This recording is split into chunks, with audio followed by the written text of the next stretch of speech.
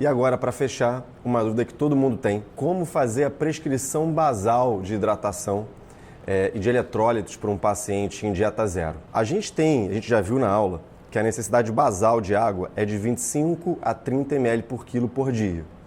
E que isso ia dar em torno de 2.000 ml, 2 litros por dia. A gente já viu também na aula que a gente precisa de 100 gramas de glicose, porque 100 gramas de glicose vão dar pra gente, é 1:4, né?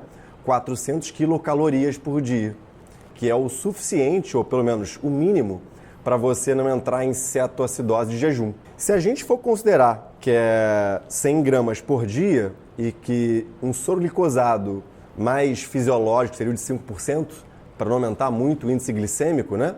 Pela concentração, 5 gramas em 100 precisaria de 2.000 ml para poder dar aquelas 400 quilocalorias. Bem, batemos então a necessidade de água com a necessidade de caloria. Então, bacana.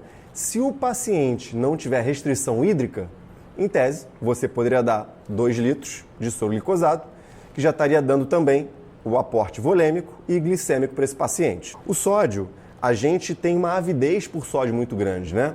A gente tem um metabolismo muito evoluído, muito eficiente em reter sódio.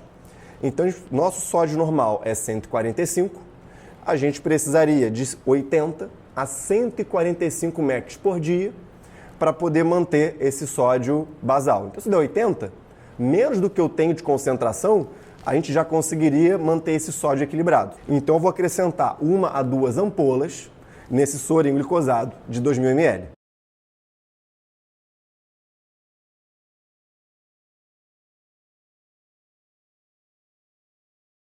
O potássio. A gente tem 3,5 a 4,5 de potássio fisiológico, mas o nosso corpo já não é tão eficiente em manter potássio assim. Então seria 30 a 90 mEq por dia, e isso daria pra gente 2 a 3 ampolas acrescentadas nesses 2 litros. Então 2 litros e 24 horas, mais 1 a 2 ampolas, exemplo, uma de sódio, a NaCl é 20%, e 2 ampolinhas de KCl é 10%, por exemplo.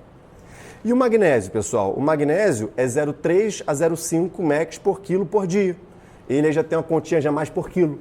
Isso daria pra gente entre 3 e 4 ampolas, em média. Esses são os íons que, se a gente não repor, eles caem muito rápido. Os íons que são cálcio e fósforo são muito correlacionados ao osso. A gente tem uma reserva óssea muito grande. Então, se ficar sem repor 2 a 3 dias, uma semana, o nosso osso é um estoque. Então, não precisaria repor eles assim. Você vai muito mais ficar atento de acordo com que esse cálcio e esse fósforo caiam. E, pessoal, nesses íons, né, 80 a 145 de sódio, 30 a 90 de potássio, 0,3 a 0,5 de magnésio, eu sempre recomendo a vocês a reporem o mais básico. Por quê? É necessidade basal diária.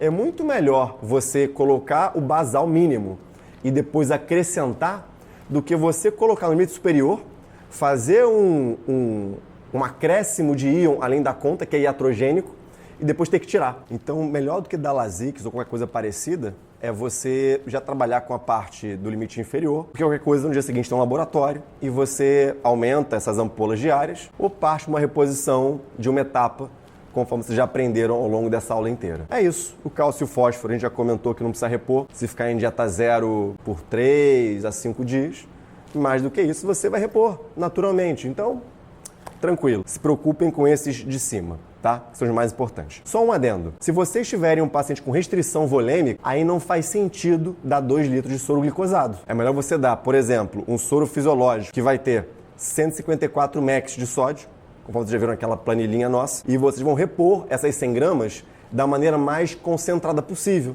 que é com glicosado a 50%, ampola de glicose a 50%. E o restante segue igual. E essa solução de 500 ml mais algumas ampolas vai ser bem menor, muito mais concentrada do que aquela solução que a gente fez de 2 litros. Bacana? Então, pessoal, a gente fecha por aqui. Espero que vocês tenham gostado. É uma aula de muita decoreba, né? Tem coisas que são químicas. Para a gente que é médico é muito complexo.